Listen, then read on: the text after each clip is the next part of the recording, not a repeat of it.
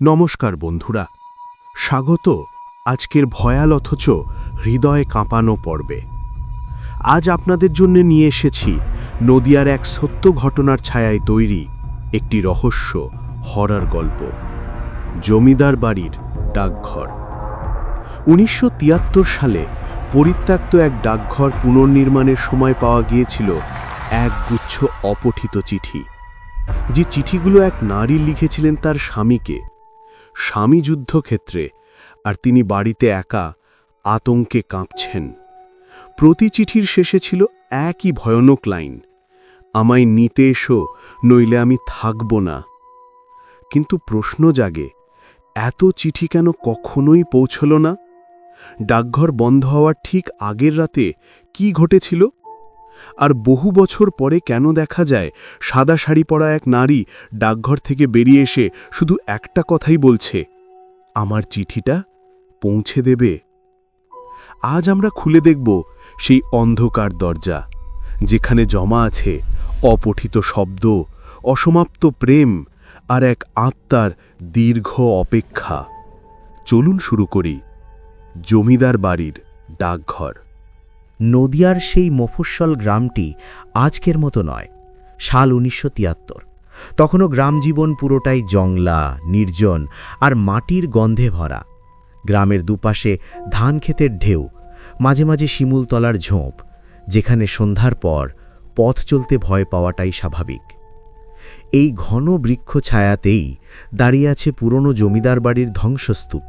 শতাব্দী প্রাচীন ইট, চুনো চাপান, মশের দাগে সবুজ হয়ে যাওয়া দেয়াল আর কড়িকাঠের ওপর বাদুড়ের ঝুলন্ত ঝাঁক। জমিদার বাড়ির ঠিক পাশেই ছোট্ট একটা চতুষ্কোণ ঘর। একসময় এই ঘরটাই ছিল গ্রামের ডাকঘর। লোকেরা তাকে আজও ডাকে মরা ডাকঘর নামে। কারণ যুদ্ধের সময় ১৯৪৫-এ যখন ডাকঘর হঠাৎ বন্ধ করে দেওয়া হয়, তখন থেকেই জায়গাটা যেন মানুষের চোখে মৃত হয়ে যায়। বহু বছর কেউ ভেতরে ঢোকেনি, শুধু জানালার কাঠে ১২ মাস বাদুড়েরা বসে থাকে।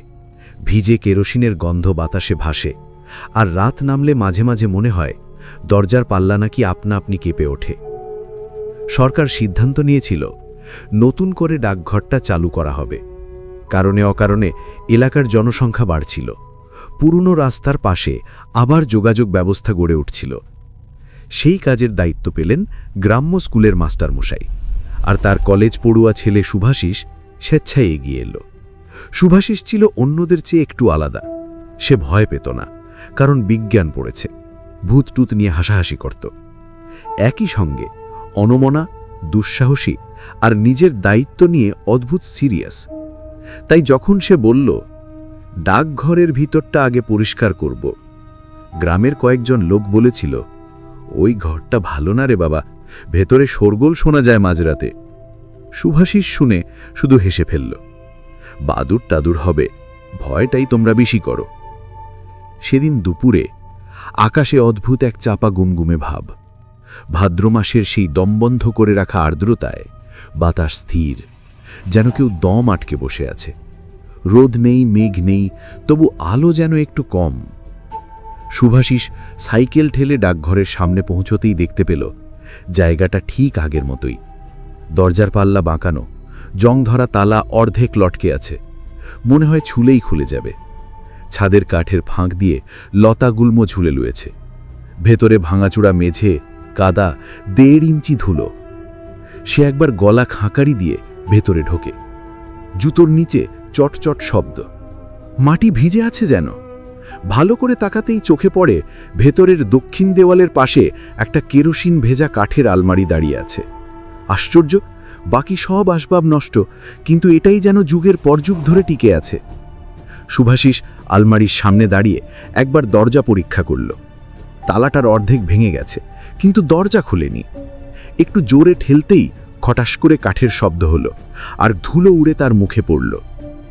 এমন ধুলো যেন বহু বছর আলো হাওয়া পায়নি। আলমারির ভেতরটা প্রথমে অন্ধকার। সে চোখ সয়ে এলে দেখতে পেল গাদা গাদা পুরনো কাগজ, লাল কাপড়ের ফাইল, কিছু রাবার বাঁধা কাগজের প্যাকেট, আর তলায় একটা কাঠের বাক্স। সে খুঁজতে খুঁজতে কাগজ তুলে দেখল সবকটাই ১৯৪৪-৪৫-এর। তবে তার নজর আটকে গেল এক মোটা গুচ্ছ খামের দিকে। সব একই রকম লালচে খাম, সিল করা, কিন্তু ধুলোয় ঢেকে আছে। প্রত্যেকটার ওপর লেখা একই ঠিকানা, গণেশ বন্দ্যোপাধ্যায়, ৩৬ যুদ্ধ বিভাগ, বলরামপুর ফ্রন্ট, আর প্রেরক অরুণা দেবী, মথুরাপাড়া। তারিখ হল জুন ১৯৪৪ থেকে মার্চ ১৯৪৫ পর্যন্ত। ১০, ১২, ১৫ এগুলোর কোনোটা খোলা হয়নি, সবই অপঠিত চিঠি। শুভাশিস একটার খাম খুব সাবধানে খুলল। কাগজের ভাঁজের কাছে স্যাঁতস্যাঁতে গন্ধ, কিন্তু লেখা একদম স্পষ্ট।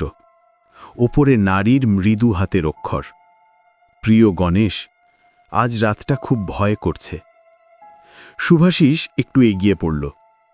তুমি চলে যাবার পর এই বাড়িটা বড় ফাঁকা লাগে। জানলার বাইরে কেউ দাঁড়িয়ে থাকে মনে হয়। কখনো কড়া নাড়ার শব্দ পাই, খুলতে গেলে কেউ থাকে না। ডাকঘরের দাদা বলেছিল চিঠি পাঠাবে, কিন্তু সে দেরি করছে। তুমি যদি শিগগির না আসো আমায় নিতে, আমি থাকব না এখানে। শেষ লাইনে শব্দগুলো কাঁপা কাঁপা, যেন লেখার সময় হাত কেঁপেছে। শুভাশিস কিছুক্ষণ স্থির হয়ে দাঁড়িয়ে থাকল। কেমন যেন লাগছিল, চাপা দমবন্ধ একটা অনুভূতি। সে দ্বিতীয় খাম খুলল। তাতে একই ভয়ের ছায়া, জানলার বাইরে কারোর ছায়া, রাতে চুল টানার শব্দ, আঙিনায় নারীর কান্না। তৃতীয়টাতে ডাকঘরের দাদা বলল কাল পাঠাবে, কিন্তু আজও নেয়নি। আমি ভাবছি রাতে একা এই বাড়িতে থাকব কিনা। মনে হয় কেউ আমার ঘরে আসে। রাত যত বাড়ে ভিতরে চাপা শীত ঢুকে পড়ে। ঠিক সেই মুহূর্তে বাইরের হাওয়া হঠাৎ থেমে গেল, একদম থেমে গেল, যেন কেউ পুকুরের পাড় থেকে সব বাতাস টেনে নিল। ডাকঘরের ভেতর নিস্তব্ধতা এমন যেন শব্দও মরে গেছে। এমন সময় শুভাশিস শুনতে পেল খস খস খস, চিরুনির শব্দ। যেন খুব লম্বা চুলওয়ালা এক নারী কোনায় বসে ধীরে ধীরে চুল আছড়াচ্ছে। শুভাশিস চমকে উঠল, হাতের চিঠি কেঁপে উঠল। সে কণ্ঠ শুকিয়ে আসা গলায় বলল, কে? কেউ আছে? উত্তর নেই। তারপর থপ থপ থপ হাঁটার শব্দ, মেঝের কাঠে কারোর নরম পায়ের চাপ। শুভাশিসের মনে হল ঠিক তার পিছনে কেউ দাঁড়িয়ে আছে। সে ধীরে ধীরে ঘুরে তাকালো। কেউ নেই, কিন্তু বাতাসে একটা ভেজা কান্নার শব্দ।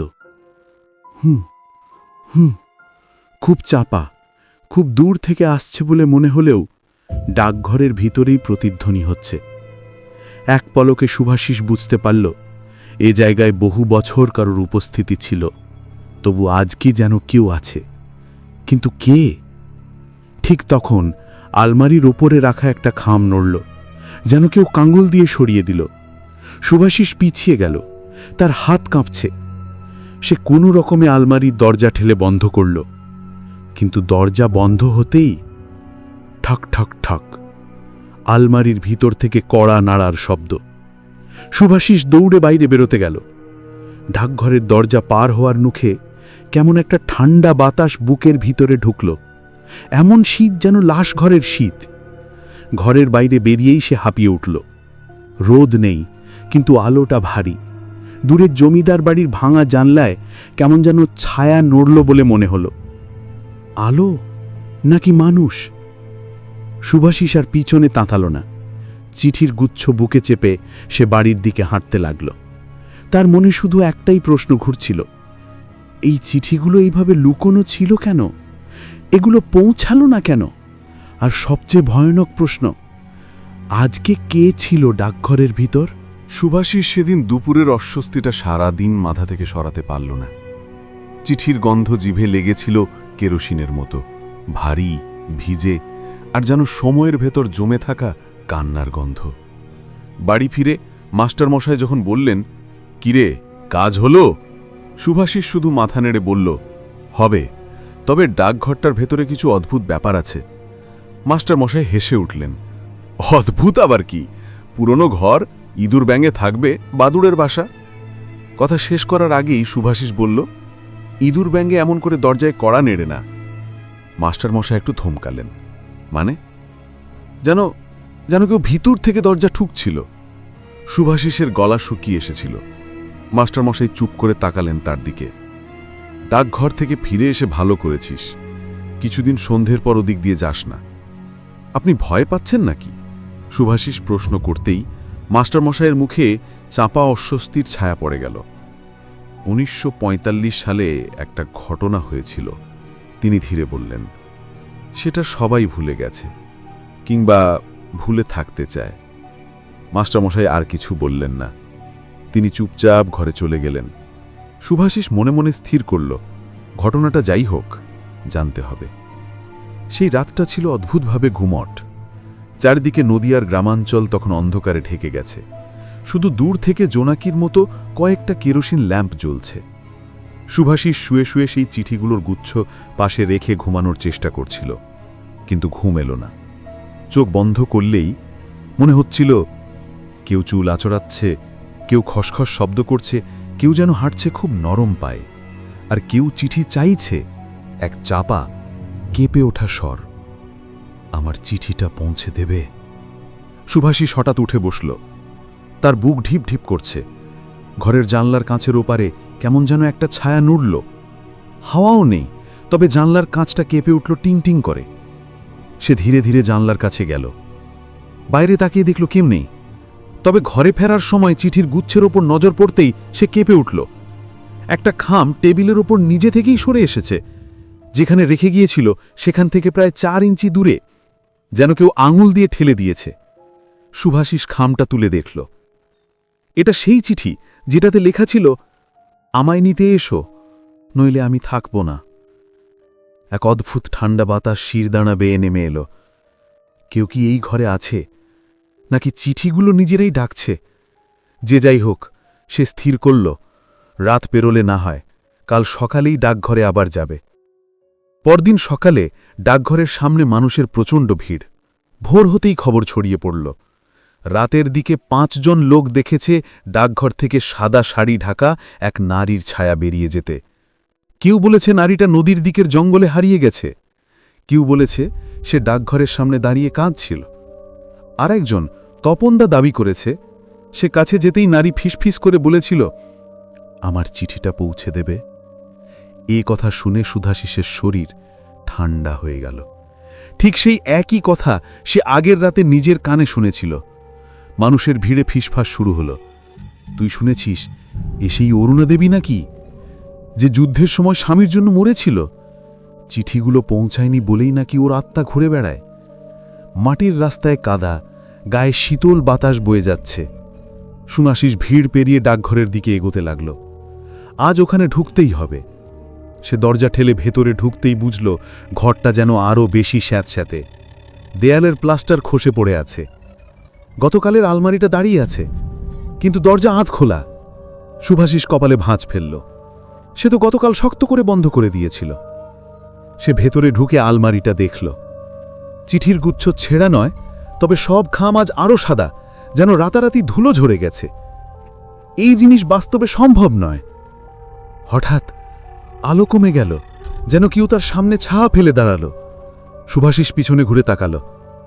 কেউ নেই, তবে ঘরের কোণ থেকে আবার সেই শব্দ, খস খস খস। একটা পুরনো কাঠি চিরুনি দিয়ে চুল আঁচড়ানোর শব্দ। এবার শব্দটা আরও বেশি স্পষ্ট। কোথাও ভুল নেই, ডাকঘরের দক্ষিণ পূর্ব কোণায়। সে খুব ধীরে ধীরে সামনে এগোল। কোণাটা অন্ধকার, কিন্তু শুভাশিস যত এগোলো, একটু একটু করে শব্দ কমতে কমতে একদম থেমে গেল। তারপর ফুঁ ফুঁ, চাপা কান্না, যেন একজন নারী নিজের গলা চেপে কান্না থামাতে চাইছে। শুভাশিস দাঁড়িয়ে গেল। তার বুক ধড়ফড় করছে, পা কাঁপছে। সে এগোতে পারল না। ঠিক তখন আলমারির দরজাটা আবার ঠাস করে বন্ধ হয়ে গেল, যেন কেউ ভিতর থেকে ঠেলে দিল। পুরো ঘরটা এক মুহূর্তের জন্য অন্ধকারে ঢেকে গেল। তার সামনে দিয়ে যেন একটা ছায়া খুব দ্রুত বেরিয়ে গেল।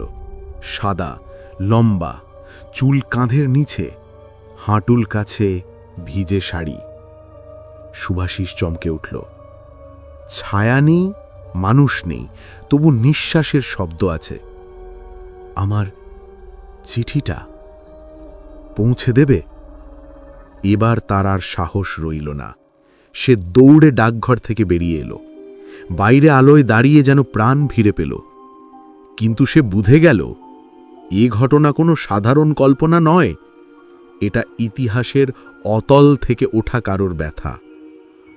অরুণা দেবীর গল্প জানতে হবে। শুভাশিস সোজা ছুটে গেল গ্রামের প্রবীণ পরেশবাবুর কাছে। তিনি ৮২ বছরের বৃদ্ধ, যুদ্ধের সময়কার সব ঘটনা জানেন। একটা বটতলার নিচে তিনি তামাক খেতেন। শুভাশিস বলল, পরেশ কাকু, অরুণা দেবী কে ছিলেন আপনি জানেন? পরেশবাবু মুখ তুললেন, চোখে ভয় পাওয়া বিস্ময়ে। অরুণা? সেই নামটা কই শুনলি? ডাকঘর থেকে চিঠিগুলো পেয়েছি। পরেশবাবু কাঁপা গলায় বললেন, অরুণা ছিল মথুরাপাড়ার নীরদ সেনের স্ত্রী। স্বামী যুদ্ধে যায় আর মেয়েটা একা থাকে। প্রতিদিন চিঠি লিখত, কিন্তু কিন্তু চিঠিগুলো কোনোদিনই যায়নি। কেন? শুভাশিস উত্তেজনায় জিজ্ঞেস করল। পরেশবাবু চুপ করে রইলেন অনেকক্ষণ। তারপর খুব ধীরে বললেন, কারণ যে ডাকবাবু ডিউটিতে ছিল সে নিজে চিঠিগুলো পাঠায়নি। কেন? পরেশবাবুর কণ্ঠ ভারী হয়ে এলো। কারণ সে অরুণাকে চাইত, ভয় দেখাত, রাতে জানলা দিয়ে উকি দিত। অরুণা ভয়ে অস্থির হয়ে চিঠিতে লিখত সব। চেয়েছিল স্বামী যেন ফিরে আসে। কিন্তু ২ মাস পর ওর মৃতদেহ পাওয়া যায় জমিদার বাড়ির পাশের পুকুরে। শুভাশিসের হাওয়ায় শ্বাস নিতে পারছিল না। গণেশ নীরদ যুদ্ধক্ষেত্রে মারা যায়, চিঠিগুলো তার কাছে পৌঁছায়নি কখনো। পরেশবাবু আবার বললেন, ডাকঘর তখন বন্ধ হয়ে যায়। আর সেই ডাকবাবু হঠাৎ এক রাতে অদৃশ্য হয়ে যায়। কেউ তাকে খুঁজে পায়নি। শুভাশিসের মনে হল পায়ের নিচের মাটি কাঁপছে। সে বুঝে গেল ডাকঘর শুধু ভুতুড়ে নয়, এটা এক নারীর অসমাপ্ত অপেক্ষার কবর। আর সেই অপেক্ষা এখনো শেষ হয়নি। শুভাশিস বাড়ি ফেরার সময় হাওয়া আবার থেমে গেল। বটগাছের ছায়া লম্বা হয়ে পড়ছে। তার পেছনে কেউ হাঁটছে বলে মনে হচ্ছিল, খুব নরম পায়ে। কখনো কান্না, কখনো খসখস শব্দ। সে গিলে ফেলল আতঙ্ক।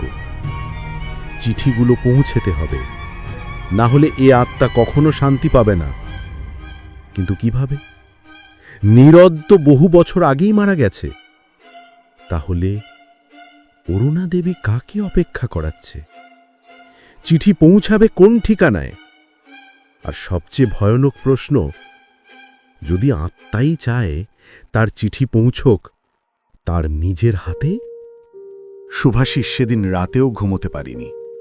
বিছানার মাথার দিকে লণ্ঠনটা টিমটিম করে জ্বলছিল, কিন্তু সেই আলো তাকে আশ্বস্ত করতে পারছিল না। চিঠিগুলোর কাগজে লেগে থাকা কেরোসিনের গন্ধ যেন এখনো নাকে লেগে আছে। প্রতিটি চিঠি যেন একটা করে আর্তনাদ, একজন নারীর অসহায় আর্জি, আমায় নিতে এসো, নইলে আমি থাকব না।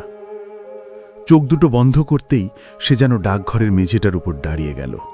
চারদিকে পুরনো কাঠের ভাঙচুরের শব্দ, আর আলমারির অস্থির কড়কড়, যেন ভেতর থেকে কেউ বেরোতে চাইছে। বিছানার পাশে থাকা দেওয়ালে সে হঠাৎই একটা ক্ষীণ খসখস শব্দ শুনল, চিরুনি টানার মতো। সে ঝট করে চোখ খুলে বসে উঠল, কিন্তু ঘর নিস্তব্ধ। শুভাশিস নিজের বুকের থাপটা থামানোর চেষ্টা করল। সেই মুহূর্তেই মাদুরের উপর রাখা চিঠিগুলোর মধ্যে সবচেয়ে পুরনো খামটা হাওয়ায় কেঁপে উঠল। ঝড় নেই, জানলা বন্ধ, তবুও যেন কোনো অদৃশ্য হাত সেগুলো ছুঁয়ে গেল। পরের দিন গ্রামে রটনা ছড়িয়ে পড়েছিল। ডাকঘর আবার নাকি খোলে রাতে। সাদা শাড়ির এক মহিলা নাকি বেরিয়েছে।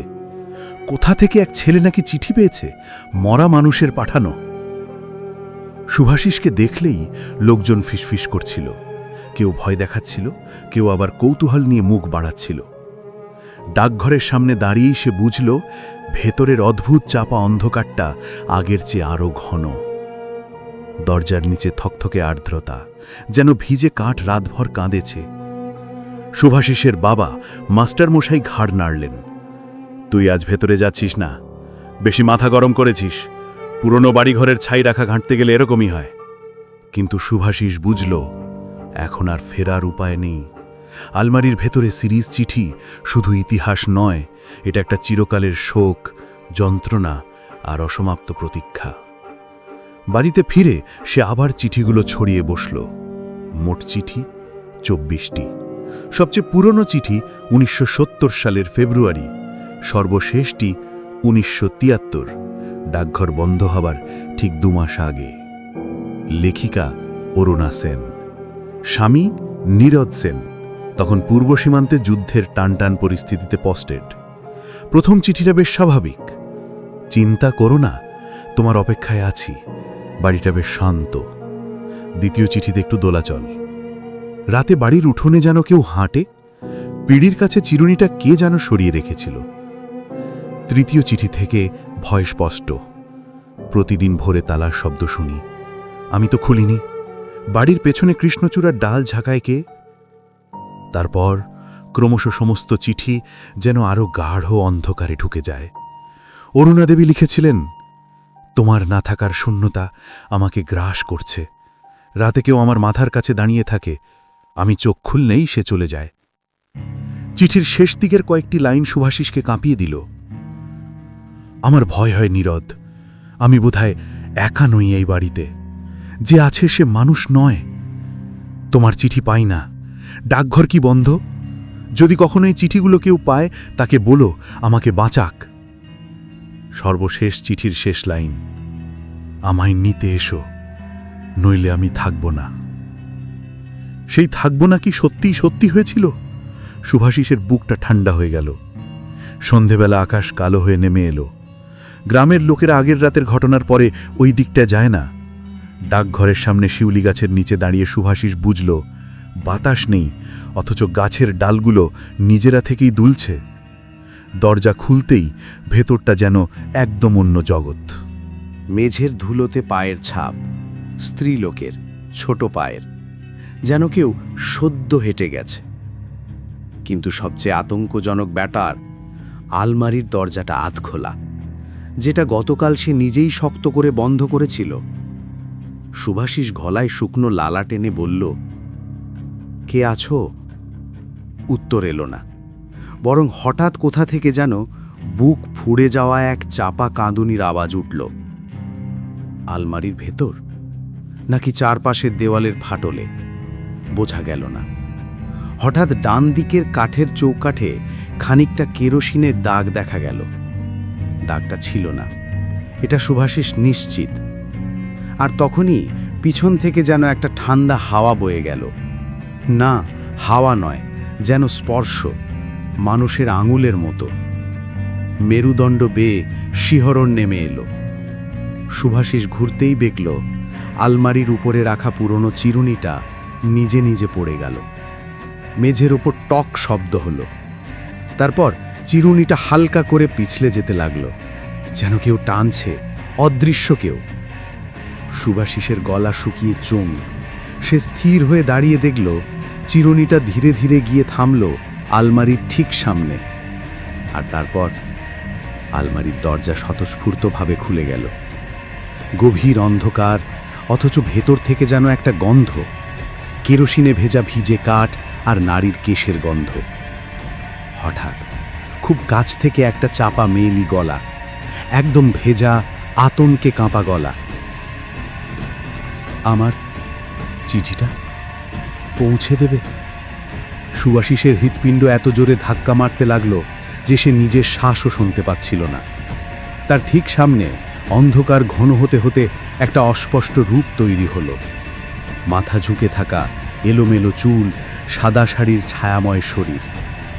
আলো নেই, মুখ নেই, শুধু যন্ত্রণা ভরা এক অস্তিত্ব। ছায়াটা ধীরে ধীরে মাথা তুলল, যেন কোনো মৃত স্মৃতিকে জাগিয়ে তোলা হলো। নীরদ আমার জন্য আসেনি, তুমি অন্তত আমার কথা একবার শোনো। সুভাষিস পিছু হটতে চাইল, কিন্তু পা যেন জমে গেছে। নারী ছায়াটা আরও কাছে এলো। আলমারির ভেতরের অন্ধকার যেন তার শরীর থেকে ছড়িয়ে পড়ছে। আমার চিঠিগুলো কেউ পড়েনি, কেউ আমাকে নিতে আসেনি। তুমি কি আমার শেষ চিঠিটা পৌঁছে দেবে? সুভাষিস বুঝতে পারল, এটা ভূত নয়, এটা পিশাচ নয়, এটা অপেক্ষা, সেই দীর্ঘ অপূর্ণ প্রতীক্ষার ছায়া। ছায়াটা হাত বাড়িয়ে দিল। হাতটা ছিল শীতল, কাঁপছে, ভিজে, যেন কবরের ভেতর থেকে উঠে এসেছে। সুভাষিস সব সাহস জড়ো করে বলল, কোথায় পৌঁছাতে হবে? কাকে?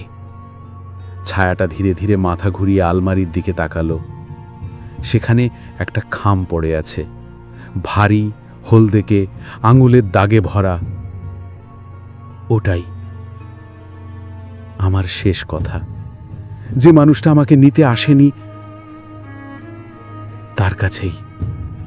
তারপর শব্দহীনভাবে ছায়াটা মিলিয়ে যেতে লাগলো। অন্ধকার আবার আলমারির ভেতরে সরে গেল, আর বাতাস আবার থমকে গেল। সুভাষিস কেঁপে কেঁপে আলমারির সামনে দাঁড়িয়ে সেই শেষ চিঠিটা হাতে তুলল। চিঠিটার উপর লেখা, নীরদ সেন, ব্যক্তিগত। আর ঠিক সেই মুহূর্তে ডাকঘরের দরজার বাইরে আবার শোনা গেল চপচপ করে হাঁটার শব্দ। কেউ যেন ঘরের চারপাশে ঘুরে হাঁটছে। সুভাষিস বুঝল, এ গল্প এখানে শেষ নয়। এবার তাকে জানতে হবে নীরদ সেন কোথায় এবং কেন তিনি কোনো চিঠির উত্তর দেননি। ডাকঘরের নিস্তব্ধতা ভেদ করে হাঁটার শব্দটা ক্রমে আরও কাছে আসছিল। সুভাষিস চিঠিটা শক্ত করে হাতে ধরে দাঁড়িয়ে রইল। গোটা ঘর জুড়ে একটা শীতলতা নামছিল, যেন কেউ তার ঠিক পেছনেই দাঁড়িয়ে আছে। কিন্তু যেই সে পিছনে ফিরল, শব্দ থেমে গেল। খালি দরজা, শিউলি গাছের ছায়া আর নির্জন পথ। হার্টবিট সামলে সে চিঠিটা বুকে চেপে বলল, তোমার চিঠিতে যার নাম, তাকে আমাকে খুঁজতে হবেই। চিঠিতে খামটার এক কোণায় জীর্ণ কালিতে বন্দুক চিহ্নের মতো সামরিক সিল ছিল, ইস্টার্ন ফ্রন্ট ৭২ ব্যাটালিয়ন। সুভাষিস চিঠিটা নিয়ে সরাসরি গেল গ্রাম পঞ্চায়েত অফিসে। বাড়ির কোণে বসে থাকা মোটা পিয়ন শান্তিলাল গায়ের চাদর সরিয়ে বলল, নীরদ সেন, সে তো বহু বছর আগেই হারিয়ে গেছে বাবা। কিভাবে হারালো? সুভাষিসের গলা শুকিয়ে গেল। শান্তিলাল ধীরে ধীরে বলল, ১৯৭১-এর পরবর্তী উত্তাল বছরে সীমান্তরক্ষীর কাজ করত। একবার ছুটিতে আসছিল নাকি, কিন্তু বাড়ি পৌঁছয়নি। পরে শুনলাম যে বাসে ছিল সেটা জঙ্গলে লুট হয়েছিল, ট্রাকের মতো উল্টে পড়েছিল নাকি। মৃতদেহ সব পচে গেছিল, পরিচয়ই মিলেনি। সুভাষিসের গলা শুকিয়ে এলো। তাহলে অরুণাদেবের কাছে কোনো খবরই পৌঁছয়নি? শান্তিলাল নিঃশ্বাস ফেলে বলল, না রে বাবা, সেই জন্যই বোধহয় মেয়েটা, মানে অরুণা, একদিন হঠাৎ। সে বাকিটার বলতে পারল না। সুভাষিসই বলল, হঠাৎ কি? শান্তিলালের গলার স্বর নিস্তব্ধ হয়ে গেল। নিজের ঘরেই গলায় দড়ি নিয়ে, কারোর কাছে বলতে পারেনি আর। এই কথা বলতেই চারদিকে যেন হঠাৎ বাতাস থেমে গেল। গাছের পাতাও স্থির, কুকুরের ডাক নেই, মানুষের হাঁক নেই, শুধু একটা চাপা ক্ষতবিক্ষত নীরবতা। সুভাষিস বুঝল, অরুণাদেবীর প্রতিটি চিঠি, প্রতিটি শব্দই ছিল জীবনরেখা, যা কেউ ধরেনি। আর সেই ব্যথা এখনও ডাকঘরের আলমারিতে ঘুরে বেড়ায়। বাড়ি ফেরার সময় রোদ ম্লান হয়ে আসছিল। সুভাষিস নদিয়ার সেই সাপের মতো বক্রপথে হাঁটছিল। হঠাৎ একটা বাঁকের কাছে তার হাতের রোম খাড়া হয়ে উঠল। ঠিক সামনে পথের ধুলোয় জমে থাকা ছায়া, মেয়েলি ছায়া, চুল এলোমেলো, সাদা শাড়ি বাতাস ছাড়া দুলছে। দিনের বেলাতেও? সুভাষিস থেমে গেল। ছায়াটা যেন বাঘ ঘুরে আসা রোদের সামনে দাঁড়িয়েছিল। কোনো মুখ নেই, কোনো পায়ের ছাপ নেই, কিন্তু মাথার কাছে চিরুনির শব্দ যেন শোনা গেল, খস খস খস। তুমি চিঠিটা পৌঁছে দিতে পেরেছ? গলার আওয়াজটা দম বন্ধ করে দেওয়ার মতো। না রাগ, না অনুরোধ, এ যেন প্রতীক্ষার শেষ সীমায় দাঁড়ানো এক মৃত আশা। সুভাষিস ভয়ে কাঁপলেও বলল, না, কিন্তু কোথায় পাঠাবো? কাকে দেব? তোমার স্বামী নীরদ সেন তো। ছায়াটা ধীরে ধীরে মাথা ঝুঁকিয়ে ফেলল। তার কণ্ঠ যেন উড়ে যাওয়া পাতার মতো ভেঙে ভেঙে আসছিল। আমি জানি সে আসবে না, কিন্তু চিঠিটা পৌঁছলেই আমি শান্তি পাব। কোথায়? ওখানে পুরনো শ্মশান ছিল, সেখানে। সুভাষিসের পুরো দেহে বরফের মতো ঠান্ডা স্রোত নেমে গেল। সে কিছু বলার আগেই ছায়াটা মিলিয়ে গেল। শুধু বাতাসে ভেসে রইল চিরুনির খসখস শব্দ। সেদিন রাতে আকাশ ভারী মেঘে ঢেকে গেল। মাস্টারমশাই খাবারের সময় প্রশ্ন করলেন, তুই আবার কোথায় যাবি? সুভাষিস গম্ভীর গলায় বলল, একটা অসমাপ্ত কাজ আছে বাবা। বাবা কিছু বলতে গিয়েও থেমে গেলেন। মায়ের মুখেও একটা অদ্ভুত ভয়, যেন তারা বোঝে এই রাতে কোনো বাধাই দেবার নয়। সুভাষিস লণ্ঠন হাতে নিয়ে বেরিয়ে পড়ল। পথে কাদা, ছেঁড়া বেড়া, শিউলি ফুলের ঘ্রাণ আর দূর থেকে ভেসে আসা শিয়ালের ডাক। শ্মশানের পথ গ্রাম থেকে ৮ কিলোমিটার দূরে। অনেক দিন ধরে ব্যবহার হয়নি, জঙ্গল গ্রাস করে ফেলেছে। কাঁঠাল গাছের মোটা শেকড় মাটিকে ছিঁড়ে বেরিয়ে এসছে। লণ্ঠনটা তুলে সে ভেতরে ঢুকতেই একটা ঠান্ডা উপস্থিতি তার গায়ে লেগে গেল, যেন কেউ তাকে খুব কাছ থেকে তাকিয়ে দেখছে। হঠাৎ মাটির ওপর একটা পায়ের চিহ্ন দেখা গেল, নরম মেয়েদের পা, শিউলি ফুলের ওপর দিয়ে হেঁটে যাওয়া। চিহ্নগুলো একমুখো, সোজা গভীরে। সে সেই চিহ্ন অনুসরণ করে এগোতেই শ্মশানের মাঝখানে একটা আধপোড়া চিতার কাঠের স্তূপ দেখা গেল। কেউ সেটা ছোঁয়নি। কাঠ কালচে হয়ে গেছে, কিন্তু মানুষের হাড়ের মতো বেঁকে আছে। আর ঠিক তার পাশে একটা পুরনো ভাঙা চিরুনি, যেন কেউ সবে ফেলে দেখে গেছে। সুভাষিস চিঠিটা বের করল। কাগজটা ঠান্ডা হয়ে আছে, যেন বরফ জড়ানো।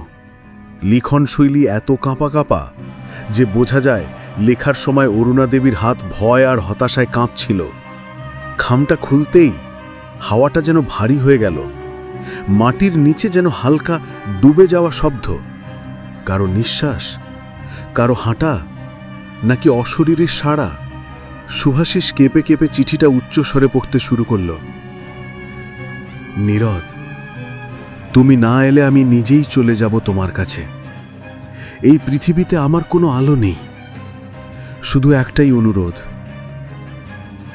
আমাকে যেখানে রেখো সেখানে যেন আমার শরীরকে আর কেউ ছোঁয় না। শেষ লাইনে আমায় নিতে এসো, না হলে আমি থাকব না। পড়তে পড়তেই হঠাৎ তার পাশের দুটো শিউলি ফুল বাতাস ছাড়াও হঠাৎ কেঁপে উঠল। লণ্ঠনের আলো নিভু নিভু করতে লাগল। তারপর ঠিক পিছন থেকে একটা নিঃশ্বাস। এবার আমাকে শান্তি দেবে। সুভাষিস সোজা ঘুরে দাঁড়ালো, আর সামনে অন্ধকারের ওপর ভেসে থাকা এক অপরূপ কিন্তু শোকগ্রস্ত ছায়া। মাথার চুল সাদা শাড়ির ওপর ছড়িয়ে আছে, চোখ নেই কিন্তু কষ্ট আছে, ব্যথা আছে। ছায়াটা হাত বাড়িয়ে দিল। তার আঙুল ভেজা, শিউলি ফুলে রাতভর ভিজে থাকা শিশিরের মতো। আমাকে সেই মানুষের কাছে পৌঁছে দাও যে আমাকে নিতে আসেনি। সুভাষিস কেঁপে জিজ্ঞেস করল, তুমি কোথায় চাইছো আমি চিঠিটা রাখি? ছায়াটা চিতার আধপোড়া কাঠের দিকে তাকালো। ওখানে, যেখানে আমাকে কেউ খুঁজতে আসেনি। সুভাষিস ধীরে ধীরে চিঠিটার খাম আগুনে ধরালো। লণ্ঠনের টিমটিমি আলোয় খামটা আগুন ধরতে একটু সময় নিল। আগুন ধরতেই পুরো শ্মশান যেন কেঁপে উঠল। গাছের পাতা দুলল। মাটির নিচে যেন হঠাৎ কারো দীর্ঘশ্বাস বেরিয়ে এলো। ছায়াটা চোখ বন্ধ করে দাঁড়িয়ে রইল। মুক্তির মতো অনুভূতি তার শরীর থেকে ছড়িয়ে পড়ছিল। চিঠিটা পুরো পুড়ে যাবার সাথে সাথেই একটা হালকা আলো ছায়ার শরীর জুড়ে উঠল। মুখটা অস্পষ্ট থেকেও যেন শান্ত, যেন বহু বছরের অপেক্ষা শেষ। এবার আমি যেতে পারি। ছায়াটা ধীরে ধীরে শিউলি ফুলের আলোয় মিলিয়ে গেল। লণ্ঠনের আলো নিভে গেল। শুভাশিস একা দাঁড়িয়ে রইল শ্মশানের মাঝখানে। কিন্তু সে অনুভব করল, এবার ডাকঘরের আলমারির অন্ধকারটা হয়তো আর তাকে ডাকবে না। সেই নারী শান্তি পেয়েছেন, কিন্তু সে জানত না পরের রাতেই ডাকঘরের বাইরে কেউ তার নাম ধরে ডাকবে, আর আলমারিতে পাওয়া এক অন্য খাম যা তার জীবন উল্টে দেবে। রাত তখন প্রায় 12:30। নদিয়ার শীতের বাতাসে একটা অদ্ভুত ঠান্ডা জমে আছে, যেন এই ডাকঘরটাকে ঘিরে থাকা পুরনো রহস্যের ছায়ায় ধীরে ধীরে ঘনীভূত হয়ে উঠছে। সুধাশিস সেই ভাঙা চৌকাঠ পেরিয়ে আবার ভেতরে ঢুকল। সঙ্গে লণ্ঠন, বুকে দুরুদুরু শব্দ, আর হাতে সেই শেষ অপঠিত চিঠিটা, যেটার ওপর কালি মুছে যাচ্ছিল। কিন্তু শব্দগুলো যেন যতই পুরনো হোক ততই নতুন ব্যথা হয়ে বেরিয়ে আসছিল। আমায় নিতে এসো, নইলে আমি থাকব না। চিঠির শিরায় যেন ভয় নয়, হাহাকার। আর সেই হাহাকার ডাকঘরের ভিতরেই আজও ঘুরে বেড়ায়। শুভাশিস লণ্ঠনটা টেবিলে রাখল। টেবিলটা আজ আর আগের মতো লাগছিল না। কালকের মতো ঠান্ডা নয়, গরমও নয়, বরং বুকের মধ্যে অকারণে ভয়ের ঢেউ তোলে এমন এক নিস্তব্ধতা ছড়িয়ে আছে। হঠাৎ লণ্ঠনের শিখা কেঁপে উঠল। একটা পরিচিত শব্দ, চিরুনি টানার খসখস। শুভাশিস নিঃশ্বাস আটকে দাঁড়িয়ে রইল।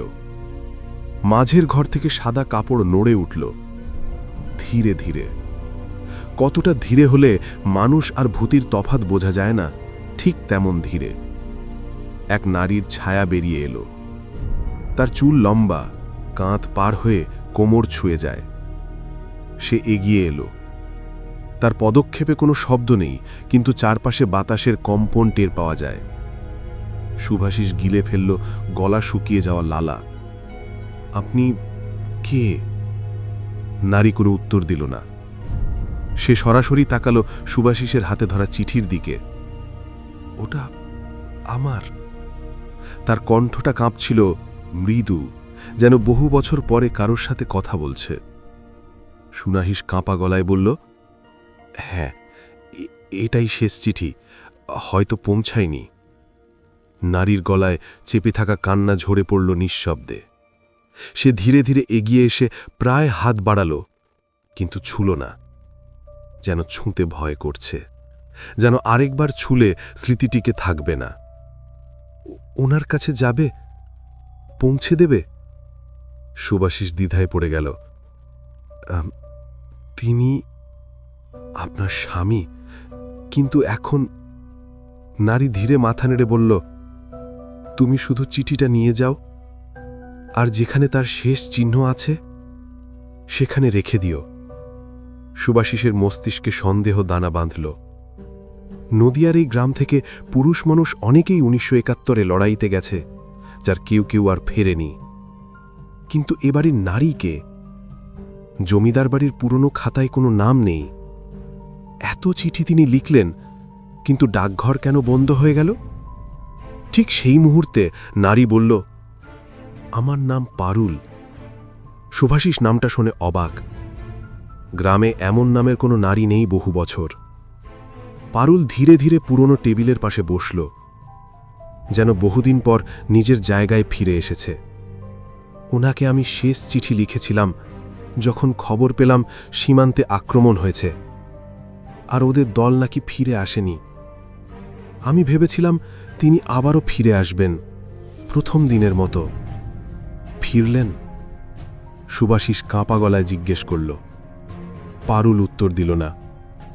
সে শুধু সামান্য হাসল, এমন হাসি যে জীবিত মানুষের পক্ষে অসম্ভব, ব্যথা আর শান্তির মাঝে ঝুলে থাকা এক হাসি।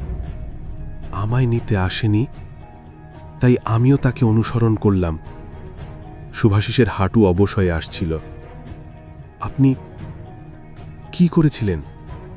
পারুলের মুখোশ হঠাৎ খুলে গেল। সে ধীরে ধীরে বলল, ডাকঘরের পাশের গাছে আমি দড়ি বেঁধেছিলাম। ওই রাতেই বাইরে হঠাৎ একটা ঝড়ো হাওয়া উঠল, যেন কেউ চাপা কান্না লুকাতে না পেরে হাহাকার করে উঠল। ডাকঘরের কাঠের দেওয়াল কেঁপে উঠল। লণ্ঠনের আলো আবার ঝিমিয়ে পড়ল। পারুল মাথা নিচু করে বলল, মৃত্যু সহজ ছিল না। আমি ভেবেছিলাম রাস্তাটা সোজা হবে, কিন্তু অন্ধকারে আরেকটা অদৃশ্য দরজা ছিল। কেন? যেটা আমি পেরোতে পারুল পারিনি। উঠে দাঁড়ালো। কারণ চিঠিটা পৌঁছায়নি। আমার প্রার্থনা, আমার ভয় কিছুই তার কাছে পৌঁছায়নি। তার কোনো খবরও আমার কাছে এলো না। ফলে আমি বন্দী হয়ে গেলাম এই অপঠিত চিঠির মাঝে। শুভাশিসের শরীর শিউরে উঠল। চিঠিটা যেন আরো ভারী লাগতে লাগলো হাতে। পারুল দরজার দিকে ইশারা করল। বদনাপুরের পুরনো বটগাছটা জানো? হ্যাঁ, নদীর ধারেই তো। যুদ্ধ থেকে ফিরতে না পারা মানুষদের জন্যে ওখানে ছোট একটা স্মৃতিফলক আছে। ওর নাম সেখানে আছে। শুভাশিস নিঃশ্বাস আটকে বলল, আপনার স্বামীর নাম কি? পারুল মাথা তুলল। তার চোখ দুটি জ্যোৎস্নার মধ্যে জ্বলছিল। অমল। নামটা বলা মাত্রই ডাকঘরের জানলাগুলো কেঁপে উঠল, যেন অমল নামটা বাতাসে এখনো বেঁচে আছে। শুভাশিস চিঠিটা শক্ত করে হাতে ধরল। আমি পৌঁছে দেব, এক্ষুনি। পারুল ধীরে এগিয়ে এলো। তার পাতলা আঙ্গুল চিঠির ওপর ভেসে রইল, ছুল না। ধন্যবাদ, আমার পথ খুলে দেবে। তারপর সে পিছিয়ে গেল। তার সাদা শাড়ি বাতাসে কাঁপল, কিন্তু সেই বাতাস ডাকঘরের ভেতর ঢুকল না, শুধু তার চারপাশে ঘুরল। শুভাশিস ডাকঘর থেকে বের হল। রাস্তাটা অন্ধকার, চাঁদ নেই, তারাও নেই, শুধু গাঢ় কালো নিশ্ছিদ্র আকাশ। হঠাৎ দূরে মহিলার কান্না, শান্ত চাপা, যেন বিদায়ের সুর। শুভাশিস হাঁটতে লাগল। গ্রামের রাস্তা পেরিয়ে নদীর ধার। দূরে বটগাছটা অন্ধকারে দাঁড়িয়ে আছে। তার শিকড়গুলো সরু হাতের মতো মাটি ছুঁয়ে আছে। বটগাছের নিচে ছোট্ট পাথরের ফলক, অমল সেন, যুদ্ধে নিখোঁজ, 1971। শুভাশিসের হাত কেঁপে উঠল। সে ধীরে ধীরে চিঠিটা পাথরের ওপর রাখল। বাতাস থেমে গেল। পুরো নদীয়ার চারপাশ যেন গভীর নীরবতায় ডুবে গেল। হঠাৎ অনুভব হলো কারো উপস্থিতি। কেউ দাঁড়িয়ে আছে পাথরটার পাশে। শুভাশিস ধীরে তাকাল। অমলের ছায়া, তার ইউনিফর্ম ছেঁড়া, মুখে যুদ্ধের ক্লান্তি, চোখে অসীম ব্যথা। সে চিঠিটার দিকে তাকালো, তারপর খুব ধীরে মাথা নিচু করে শ্রদ্ধা জানালো। তারপর সে তাকালো পারুলের দিকেই। শুভাশিস পিছনে ফিরে দেখল পারুল দাঁড়িয়ে আছে। তার চোখে আর ভয় নেই, শুধু শান্তি। অমল এগিয়ে এসে হাত বাড়ালো, পারুলও বাড়ালো। দুজনের হাত মিলল। তারপর এক শীতল সাদা আলোর রেখা দুজনকে ধীরে ধীরে ঘিরে নিল। তারা দুজন যেন কুয়াশার মতো ভেসে উঠল আর ধীরে ধীরে মিলিয়ে গেল রাতের অন্ধকারে। গাছের পাতা হালকা দুলে উঠল, যেন সম্মতি জানালো। শুভাশিস স্থির হয়ে দাঁড়িয়ে রইল। তার চোখে অশ্রু এসে গেল, না ভয়ে না বিস্ময়ে, এক অদ্ভুত স্বস্তিতে। অমল আর পারুলের আত্মা অবশেষে মুক্তি পেল। তাদের গল্প শেষ হল। কিন্তু ডাকঘরের হাহাকার? শুভাশিস পরদিন সকালে গিয়ে দেখল ডাকঘরের কাঠের আলমারি পুরোপুরি পচে গেছে। কোনো চিঠি নেই। দরজার চৌকাঠে শুধু একটা পুরনো চিরুনি পড়ে আছে, আর দেওয়ালে কয়লার দাগে লেখা, ধন্যবাদ। শুভাশিস চিরুনিটা হাতে নিল। মুখে হালকা হাসি এলো। জমিদার বাড়ির ওই পুরনো ডাকঘর আজ থেকে শুধু একটা জায়গা নয়, এক অসম্পূর্ণ প্রেমের সাক্ষী, এক অপঠিত চিঠির মুক্তি। আর শুভাশিস জানত এই গল্প সে কোনোদিন বলবে না। কিন্তু যেদিন গ্রামে বাতাস অকারণে থমকে যায়, যেদিন চিরুনির খসখস শব্দ শোনা যায়, মানুষ আজও ভাবে, পারুল কি আবার ফিরল? বন্ধুরা, এই ছিল জমিদার বাড়ির ডাকঘরের কাহিনী। এক অসম্পূর্ণ চিঠি যে কেমন করে দুটি আত্মাকে দশকের পর দশক বেঁধে রাখতে পারে, অমল, পারুল ও অরুণা নীরদের গল্প তারই প্রমাণ। সুভাষিস শেষে সেই চিঠিটা পৌঁছে দিয়েছিল ঠিক সেই জায়গায় যেখানে অমলের স্মৃতি আজও বেঁচে আছে। আর তারপরেই মিলেছিল দুটি আত্মার বহুদিনের মুক্তি। ডাকঘরটা আবার নীরব হয়ে গেছে, কিন্তু মাঝে মাঝে যখন রাতের বাতাস থমকে যায় আর অকারণে চিরুনি টানার শব্দ শোনা যায়, গ্রামের লোক এখনও বলে, পারুল ও অরুণার আত্মা কি আবার ফিরল? যদি গল্পটি ভালো লাগে, লাইক, কমেন্ট, শেয়ার করতে ভুলবেন না। আর এমন আরও সত্য ঘটনা অবলম্বনে নির্মিত ভৌতিক গল্প পেতে চ্যানেলটি সাবস্ক্রাইব করুন। আবার দেখা হবে পরের গল্পে। ধন্যবাদ।